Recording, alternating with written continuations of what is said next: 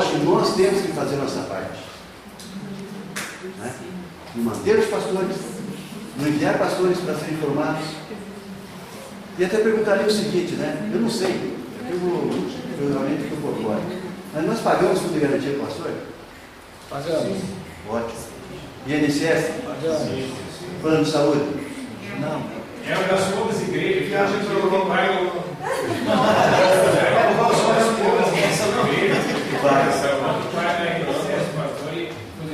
Viu? Isso eu acho que deveria ser regra geral. Então, meus irmãos, vamos ter na nossa cabeça isso.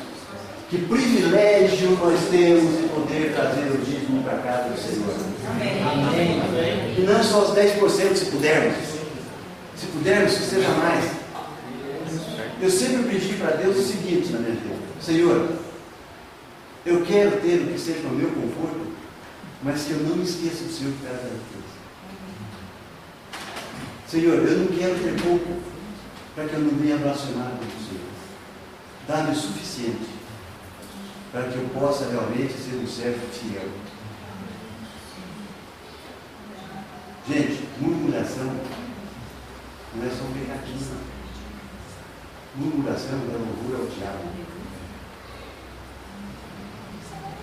José, você falou uma coisa que nós contribuímos com a fundo de garantia do pastor. Essa igreja veio tomar consciência, né, desses acontecimentos, foi na jubilação do nosso pastor.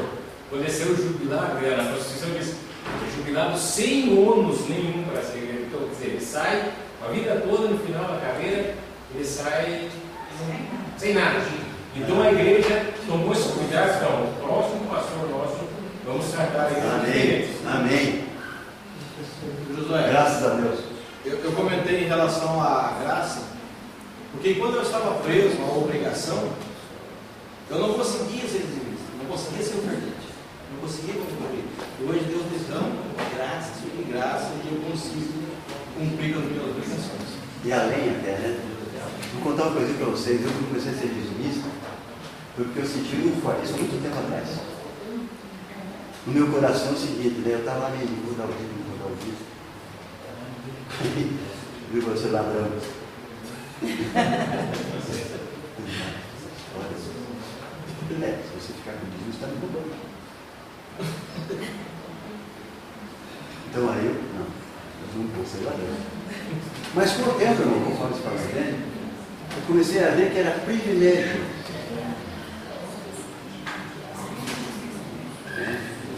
E aí, claro, né? Quem quiser ajudar mais alguém fora daquilo que possa mais na sua igreja, que Deus abençoe, dê essa prosperidade e faça uso com alegria das bênçãos do Senhor. Amém. Que Jesus nos guarde e nos proteja. Amém. Eu queria pedir que o irmão fizesse oração final. Vamos lá.